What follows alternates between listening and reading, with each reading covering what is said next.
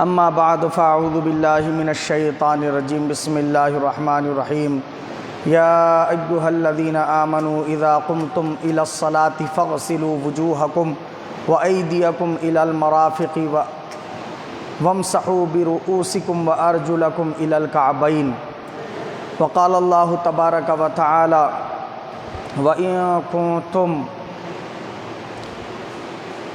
جُنُبًا فَطَّهَّرُوا صدق اللہ العظیم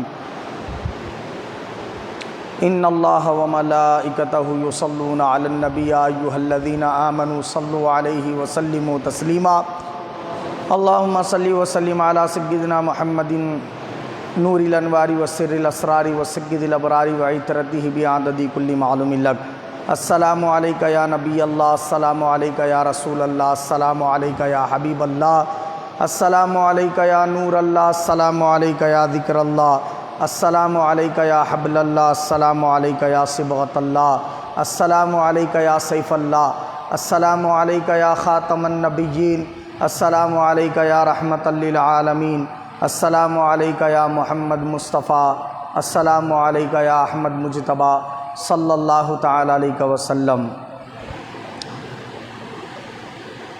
عزیزان ملت اسلامیہ، یہ اللہ رب العزت کا بے پناہ فضل و کرم ہے کہ اس نے ہم تمام کو ہر جمعہ کی طرح آج بھی یہاں جمع ہونے کی سعادت نصیب فرمائی۔ جیسا کہ آپ تمام حضرات جانتے ہیں کہ ہماری پچھلے جمعہ گفتگو اوراد وظائف سے متعلق ہوئی تھی اور ذکر کی اہمیت اور فضیلت کے تعلق سے چل رہی تھی۔ آج جو ہے ہماری گفتگو دین اسلام میں طہارت کی اہمیت اس سے متعلق ہے۔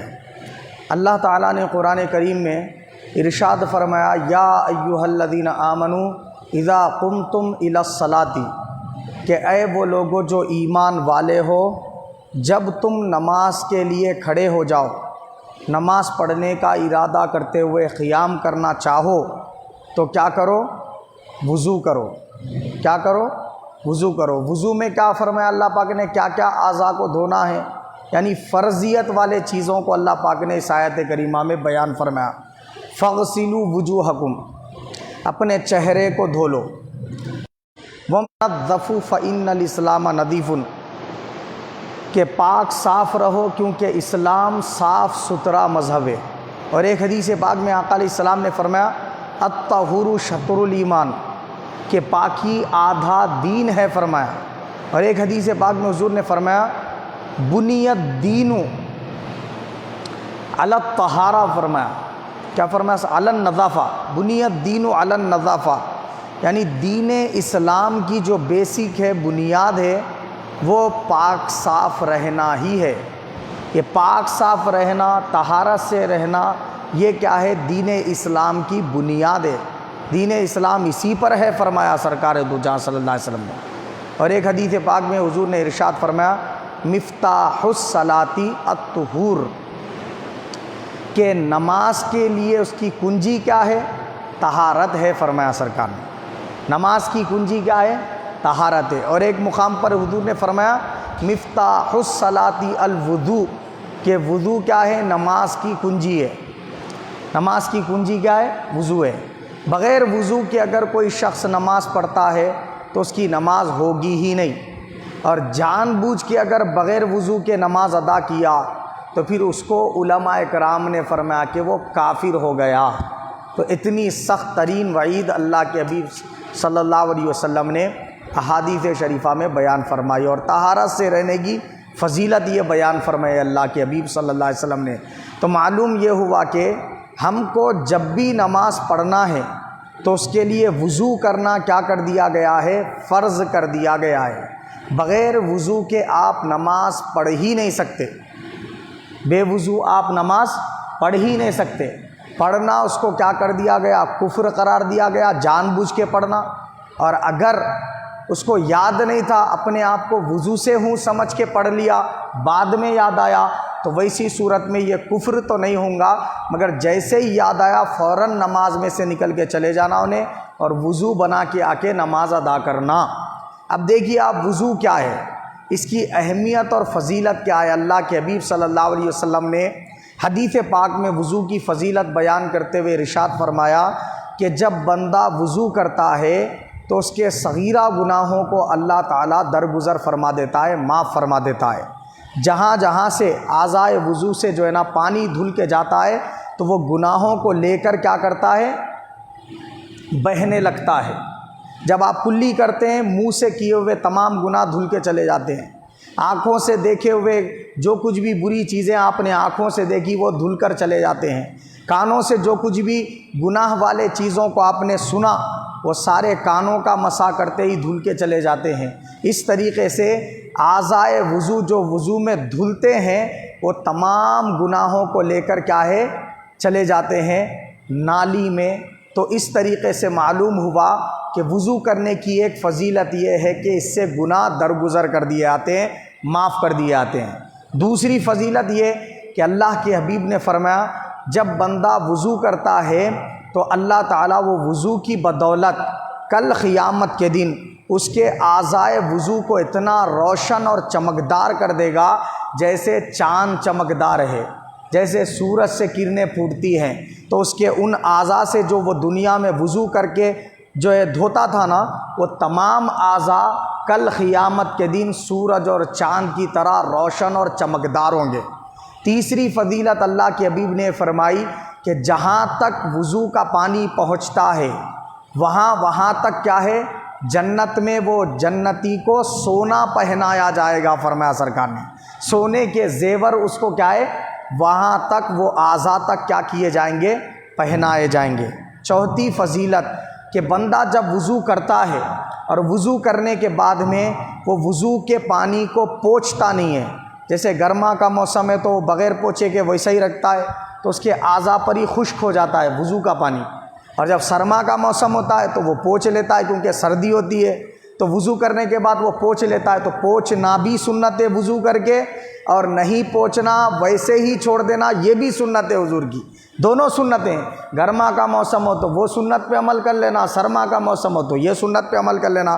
تو آقا نے فرمایا کہ جو بندہ وہ اعضائے وضو پر وضو کا پانی ویسے ہی چھوڑ دیتا ہے پوچھے بغیر، یا پوچھتا بھی ہے تو ہلکا ہلکا پوچھتا ہے، کچھ پانی اس کے اوپر اعضاء پر ویسے ہی چھوڑ دیتا ہے اور وہ پانی اس کے وہ اعضاء میں جذب ہوتا ہے، تو رسول پاک صلی اللہ علیہ وسلم نے فرمایا کل قیامت کے دن وہ اعضاء سے وہ وضو کا پانی نکال کر اس کو بھی نیکیوں کے پلڑے میں تولا جائے گا، فرمایا سرکار نے۔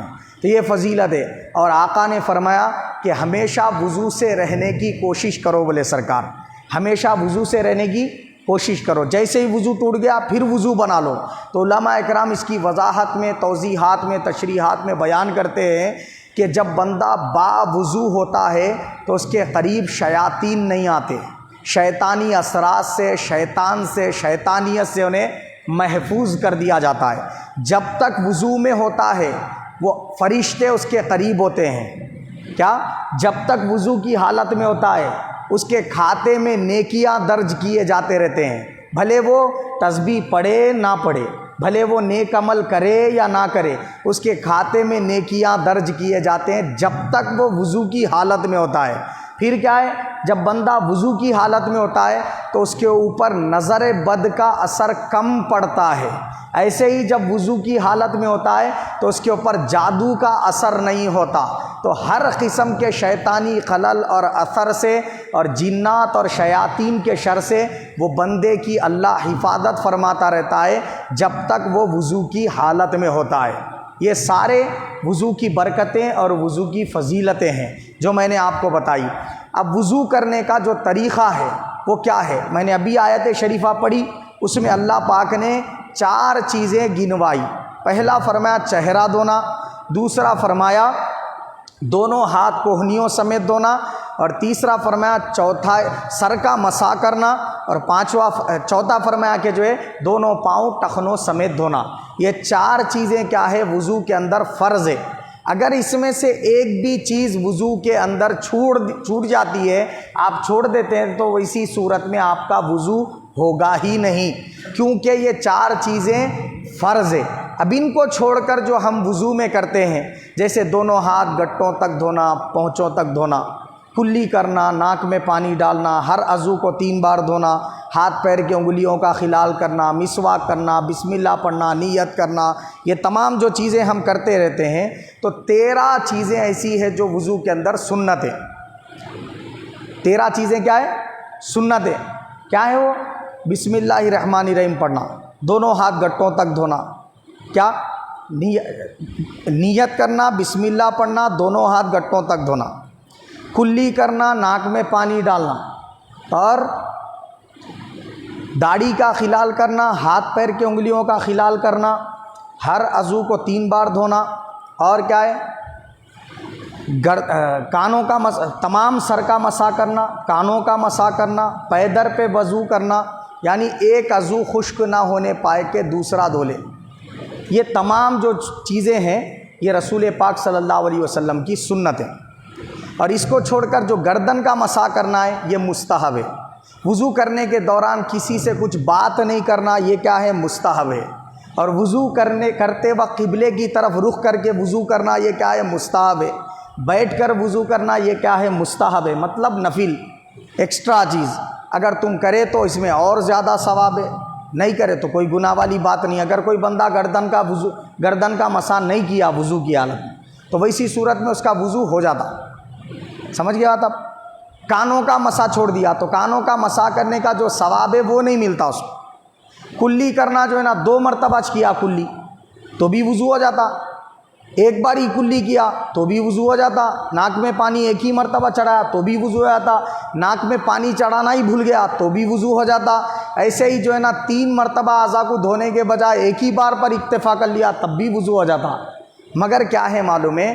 رسول پاک صلی اللہ علیہ وسلم کی سنت کے مطابق اگر پورا وضو کیا تو اس کا وضو کیا ہے؟ کمال درجے کو پہنچتا، کمال والا وضو کرنے کا اس کو ثواب ملتا۔ اور وہ وضو سے نماز پڑھے تو اللہ کے حبیب نے فرمایا جو بندہ وضو کیا کرے کمال تک پہنچا کر، یعنی پورا مکمل وضو کرے، اس میں سے کوئی سنت مستحب نہ چھوڑے، مکمل وضو کر کے نماز ادا کرے تو اللہ تعالیٰ اس کے وہ نماز کے صدقے میں پچھلی نماز سے لے کر اس نماز تک جتنے گناہ کیے ہیں وہ سارے کے سارے گناہوں کو معاف فرما دیتا ہے۔ تو کامل وضو کرنے کی بڑی فضیلت ہے، تو کامل وضو کرنا چاہیے۔ اگر کچھ جو ہے پریشانی لاحق ہو، کہیں پر جانا ہو اور بہت جلدی آپ کو جو ہے نا وضو کرنا ہے، تو ویسی صورت میں اگر فرائض پر بھی آپ اکتفا کر لے رہے تب بھی آپ کا وضو ہو جاتا، مگر اس کو ہمیشہ کے لیے عادت نہیں بنانا چاہیے، سنتوں کا بھی مستحبات کا بھی خیال رکھنا چاہیے۔ اور جب آپ وضو بنا لیتے ہیں تو وضو بنانے کے بعد میں کلمہ شہادت پڑھنا، اللہ کے حبیب صلی اللہ علیہ وسلم نے فرمایا کہ اشہد ان لا الہ الا اللہ وحدہ لا شریک لہ واشہد ان محمدًا عبدہ ورسولہ۔ جو بندہ وضو کرے اور اس کے بعد یہ پڑھ لے تو اللہ تعالیٰ اس کے لیے جنت کے 8 دروازے کھول دیتا ہے۔ اگر اس وضو کی حالت میں انتقال کیا تو حکم ہوگا جس دروازے سے چاہے جنت میں داخل ہو جائے، یہ فضیلت ہے۔ اسی طرح دارمی کی حدیث پاک اللہ کے حبیب نے فرمایا جو شخص وضو کرے اور کامل وضو کرنے کے بعد سورہ قدر انا انزلناہ فی لیلۃ القدر کا سورہ 1 مرتبہ پڑھے گا تو اللہ رب العزت اس کا قیامت کے دن حشر کس کے ساتھ فرمائے گا؟ نیک بندوں کے ساتھ فرمائے گا۔ اگر وہ 2 مرتبہ پڑھے گا سورہ قدر انا انزلناہ فی لیلۃ القدر کا سورہ مکمل 2 مرتبہ پڑھے گا وضو کرنے کے بعد تو اللہ تعالیٰ اس کا حشر شہیدوں کے ساتھ کرے گا۔ 3 مرتبہ پڑھے گا تو اللہ اس کا حشر صدیقین کے ساتھ کرے گا۔ 4 بار پڑھے گا تو اللہ اس کا حشر نبیوں کے ساتھ کرے گا۔ وہ 5 بار کرے گا تو حضور نے فرمایا اللہ تعالیٰ اس کو میرے ساتھ اٹھا کر میرے ہی ساتھ اس کا حشر فرمائے گا۔ فرمایا یعنی وہ قیامت کے دن حضور نبی کریم صلی اللہ علیہ وسلم کی صحبت میں رہے گا، حضور کے ساتھ اٹھایا جائے گا۔ یہ ایک بار پڑھے تو نہیں ہے، جب بھی آپ وضو بنا رہے تب کیا کرنا ہے؟ آپ اتنے مرتبہ اگر سورہ قدر پڑھے تو یہ فضیلت اللہ کے حبیب صلی اللہ علیہ وسلم نے بیان فرمائی۔ یہ پڑھنا فرض نہیں ہے، واجب نہیں ہے، کیا ہے؟ نفل و مستحب ہے۔ پڑھے تو ثواب ہے جو فضیلت میں نے بتائی، نہیں پڑھے تو کوئی گناہ والی بات نہیں ہے۔ اور وضو کا طریقہ تو میں نے ابھی بتایا کہ 4 فرض ہیں اور باقی کی کیا ہیں؟ سنتیں ہیں اور مستحبات ہیں۔ تو پورا مکمل وضو کریں۔ تو وضو کرنے میں رسول پاک صلی اللہ علیہ وسلم نے پہلا کیا فرمایا کہ نیت کر لینا، یہ کیا ہے؟ سنت ہے، فرض نہیں ہے۔ اگر آپ وضو میں نیت نہیں کریں، خالی کھڑے ہوئے تھے، اتنا پانی آپ کے اوپر گرا، پاک پانی، آسمان سے برسنے والا پانی اتنا آپ کے اوپر گرا کہ آپ کے پورے کپڑے گیلے ہو گئے، آپ کا پورا بدن گیلا ہو گیا، آپ کے پورے ہاتھوں سے، پیروں سے اور چہرے سے، سر سے پانی کی بوندیں ٹپک رہے، تو آپ اگر اس صورت میں نیت نہیں بھی کرے تھے تب بھی وضو ہو جاتا آپ کا۔ سمجھے میری بات؟ وضو کے لیے نیت کرنا کیا ہے؟ سنت ہے، فرض نہیں ہے۔ اگر آپ نیت نہیں بھی کرے اور اعضائے وضو آپ کے دھل گئے، اس صورت میں بھی آپ کا وضو ہو جاتا۔ اس کے لیے نیت کرنا سنت ہے، اگر نہیں بھی کرے تب بھی وضو ہو جاتا۔ نیت کس طریقے سے کریں؟ میں پاکی حاصل کرنے کے لیے وضو کرتا ہوں، بلکہ اتنا دل میں ارادہ کر لیے تو کافی ہے۔ دل کے ارادے کا نام نیت ہے، منہ سے بولنا لازم اور ضروری نہیں ہے۔ اگر منہ سے بول لے رہے تو اچھی بات ہے، نفل و مستحب ہے، سمجھ لیجیے آپ کہ کیا کرنا چاہیے؟ پاکی حاصل کرنے کے لیے وضو کرتا ہوں، اتنا بول کے آپ کیا ہے؟ بسم اللہ الرحمن الرحیم پڑھ لیں۔ اور رسول پاک صلی اللہ علیہ وسلم نے حدیث پاک میں فرمایا، جو بندہ بسم اللہ الرحمن الرحیم وضو شروع کرنے سے پہلے نہیں پڑھتا، اس کا وضو مکمل نہیں ہوتا، ادھورا ہی رہتا ہے، فرمایا سرکار نے۔ اور جو بندہ بسم اللہ الرحمن الرحیم پڑھ کر وضو بناتا ہے تو اس کے تمام اعضاء جو وضو میں دھل رہے، بس اتنے اعضاء نہیں بلکہ پورے بدن سے کیے ہوئے گناہ دھل جاتے بولے سرکار۔ اور اگر بسم اللہ الرحمن الرحیم نہیں پڑھا تو صرف اس کے جو وضو میں اعضاء دھل رہے اتنے ہی اعضاء کے گناہ معاف ہوتے، باقی کے پورے بدن کے گناہ معاف نہیں کیے جاتے۔ بسم اللہ پڑھنے کی وضو میں یہ فضیلت اور اہمیت ہے۔ اور جب تک آپ وضو کرتے رہیں تو کچھ نہ کچھ تسبیح، کچھ نہ کچھ ذکر، کچھ نہ کچھ درود شریف کیا کریں؟ پڑھتے رہیں۔ دینی طرف ہی کیا کریں؟ مشغلہ رکھیں، دنیاوی گفتگو سے کیا کریں؟ گریز کریں، پرہیز کریں۔ تو آقا علیہ الصلوۃ والسلام کی سنت یہ ہے کہ پہلے نیت کریں، پاکی حاصل کرنے کے لیے وضو کرتا ہوں، پھر بسم اللہ الرحمن الرحیم پڑھے اور اس کے بعد دونوں ہاتھ گٹوں تک دھو لیں۔ پھر اس کے بعد کیا کریں؟ مسواک کریں، اگر مسواک آپ کے پاس ہے تو۔ پھر کلی کیا کریں؟ غرارے کے ساتھ کریں، اگر روزے کی حالت میں نہیں ہے تو۔ اگر روزے کی حالت میں تو غرارہ نہیں کرنا ہے آپ کو، روزے کی حالت میں نہیں ہے تو غرارے کے ساتھ کلی کرنا، اچھی طریقے سے منہ میں دائیں بائیں اوپر نیچے پانی گھما کر غرارہ کر کے کلی کرنا۔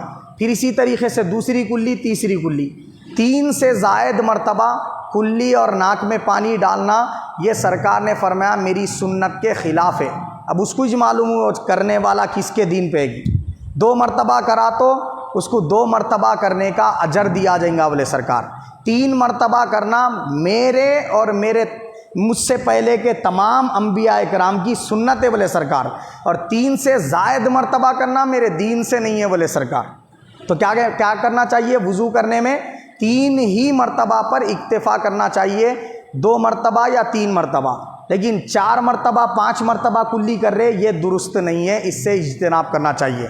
ناک میں پانی چڑھا رہے تو جب ناک میں پانی چڑھا رہے بائیں ہاتھ کی کرن انگلی سے ناک کو اچھی طریقے سے صاف کرنا، گھما گھما کے، اور پانی ناک کے پورے نرم حصے تک پہنچ جانا چاہیے۔ ہڈی سے پہلے جو نرم حصہ ہے نا ناک کی، وہاں تک کیا ہے؟ اچھی طریقے سے پانی پہنچ جانا چاہیے اور ناک کو صاف کر لینا چاہیے۔ اور اس کے بعد میں چہرہ دھونا۔ چہرہ پہلے بولتے کس کو؟ پیشانی کے جو بال ہے وہاں سے لے کر یہ کان کے جو 2 لولکیاں ہیں یہاں سے لے کر ٹھوڈی کے نیچے جو کٹ آتی گلے کی فرسٹ کٹ، وہاں تک کیا ہے معلوم ہے؟ آپ کا پورا چہرہ ہے۔ یہ پورے چہرے کے اندر ایک بال کے اتنی بھی جگہ اگر سوکھی رہ جائے تو آپ کا وضو ہی نہیں ہوگا، کیونکہ چہرہ دھونا کیا ہے؟ فرض ہے۔ بہت ساری خواتین کیا کرتی ہیں؟ میک اپ کرتی ہیں، آئی لائنر لگاتی ہیں اور ٹکلیاں وغیرہ لگاتی ہیں، فیشن کے لیے لگا سکتے، کوئی حرج نہیں ہے، وہ سج سکتے سنور سکتے، مگر جب سجنا سنورنا ہو گیا وضو بنا رہے تو ویسے ہی حالت میں اگر وضو بنائے تو پانی جڑ تک بالوں کے نہیں پہنچتا، فیس تک نہیں پہنچتا، اس وجہ سے وضو برابر نہیں ہوگا۔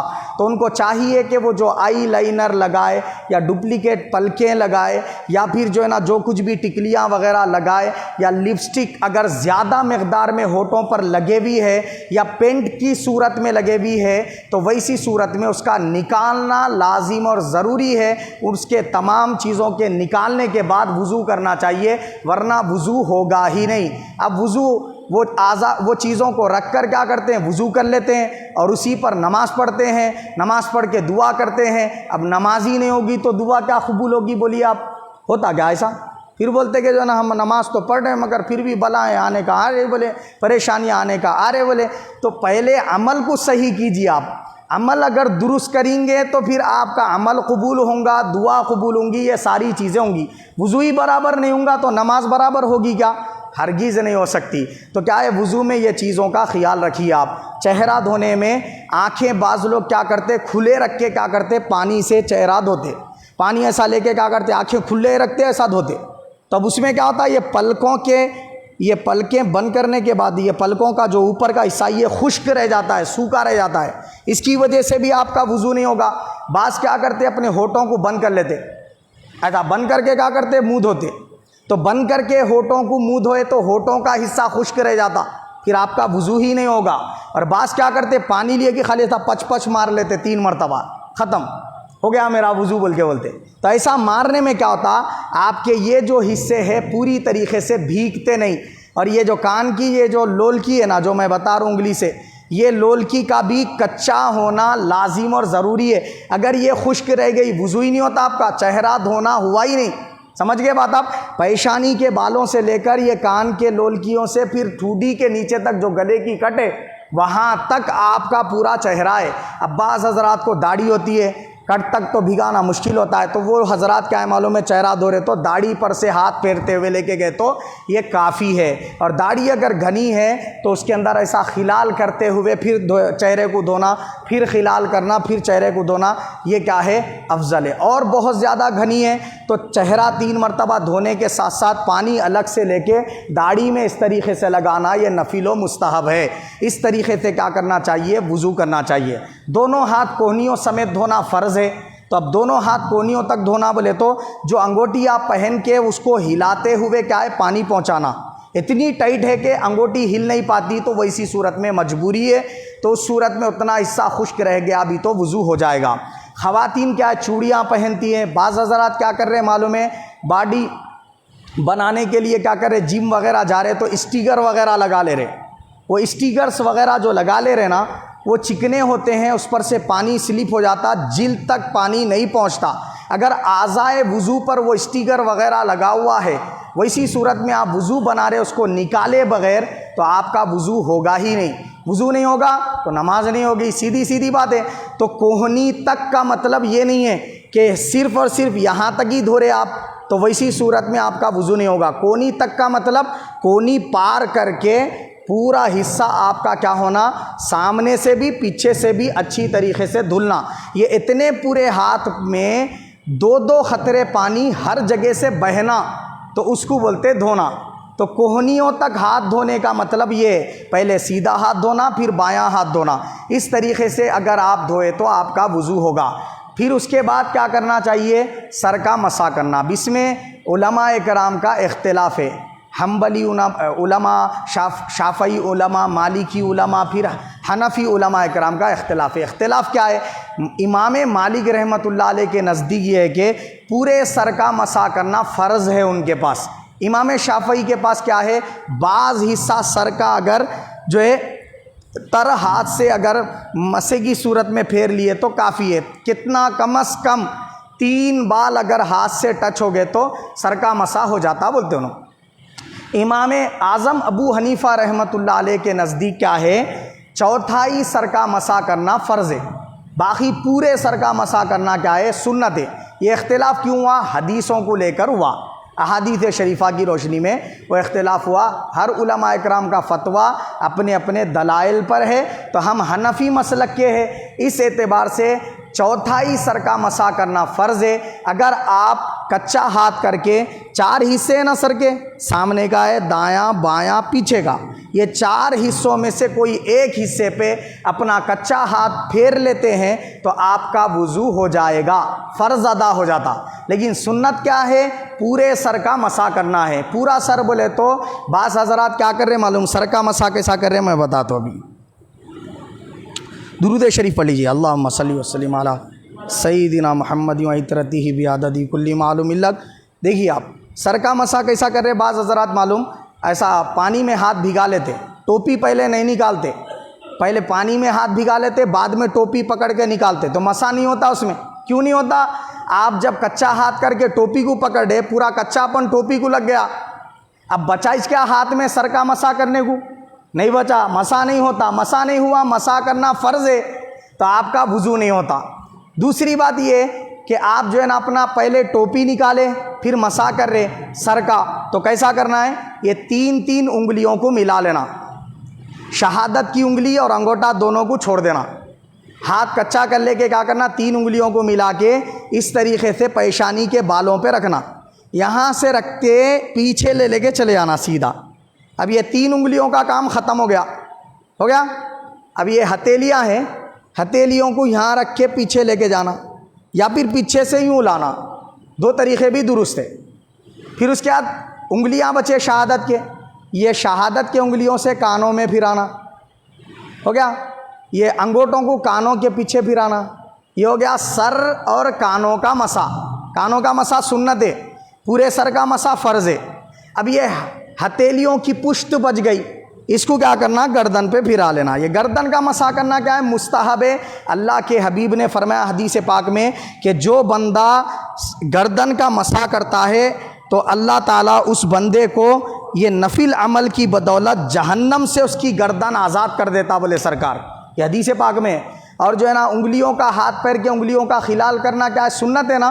اب بعض حضرات ایسا خلال نہیں کرتے انگلیوں کا وضو کر رہے سو دوران، اور وہ پیر کے انگلیوں کا بھی خلال نہیں کرتے، داڑھی میں بھی خلال نہیں کرتے، تو اللہ کے حبیب نے فرمایا جو ہاتھ پیر کے انگلیوں کا وضو کرتے وہ خلال نہ کرے تو اللہ تعالیٰ اس کے وہ پیر اور ہاتھ کے انگلیوں میں آگ سے خلال کرائے گا قیامت کے دن، فرمایا اللہ کے حبیب نے۔ تو کیا ہے معلوم ہے تو سنت، مگر اس کی اتنی اہمیت ہے کہ اگر آپ اس میں خلال کرتے ہیں تو اللہ کے حبیب صلی اللہ علیہ وسلم کے ارشاد کے مطابق جہنم کے عذاب سے آپ کی انگلیوں کو محفوظ کر دیا جائے گا۔ مسا کرتے ہیں گردن کا تو جہنم کے عذاب سے آپ کی گردن کو آزاد کر دیا جائے گا۔ تو ابھی بتایا میں نے سر کا مسا کیسا کرنا ہے، تین تین انگلیاں ملا لے کے سر پہ بالوں کے پاس رکھنا پیشانی کے، اور پیچھے لے کے جانا، پھر اس کے بعد پیچھے سے ہتھیلیاں لگاتے ہوئے سامنے لے آنا، دو شہادت کی انگلیوں کو کانوں کے اندر درمیان میں گھمانا اور سوراخوں میں داخل کرنا، پھر انگوٹھوں سے کیا کرنا، کانوں کے پیچھے کا مسا کرنا، پھر ہتھیلیوں کی پشت سے گردن کے اوپر پھیر دینا۔ بعض حضرات کیا کر رہے معلوم، وضو میں ہاتھ کو کچا کر رہے اور ادا چوم لیتے ہوئے لے کے جاتے، یہ کیا ہے معلوم ہے، طریقہ بالکل غلط ہے۔ جب آپ ہونٹوں کو لگا کے چوم لے رہے، وہ کچا پن ہونٹوں کو لگ جا رہا ہے، ناک کو لگ جا رہا، مسے کے لیے کیا باقی رہتا؟ تو مسا ایسا کرنا درست نہیں ہے، مسا سر کا کرنا ہے، ہونٹوں کا، ناک کا، پیشانی کا کرنا نہیں ہے۔ یہ تو دھونے میں آ گیا نا، چہرہ دھونے میں، تو سیدھا بالوں سے لے کر آپ سر کا مسا کر لینے کا ہے۔ اور دوسرا یہ کہ مسا کرنے کے بعد اب دونوں پیروں کو ٹخنوں تک دھونا۔ ٹخنوں تک کا مطلب یہ نہیں ہے کہ ٹخنے سے نیچے، ٹخنے کا مطلب یہ ٹخنے کے اوپر، ٹخنا پار کر کے اوپر تک کیا ہے معلوم ہے، پہلے دایاں پیر دھونا، اس کے بعد بایاں پیر دھونا، اور بائیں ہاتھ کی کرن انگلی سے کیا کرنا، انگلیوں کے درمیان میں، پیر کے انگلیوں کے درمیان میں اس طریقے سے خلال کرنا، اور پیر کو اٹھا کر تلووں کو بھی دھونا۔ اگر پیر اٹھا کر تلوے نہیں دھوئے آپ تو ویسی صورت میں آپ کا وضو ہی نہیں ہوتا۔ بعض حضرات کیا کرتے، لوٹے میں پانی لے کے خالی ایسا ڈال لیتے، ہو گیا میرا وضو بول کے بولتے، یہ غلط ہے طریقہ۔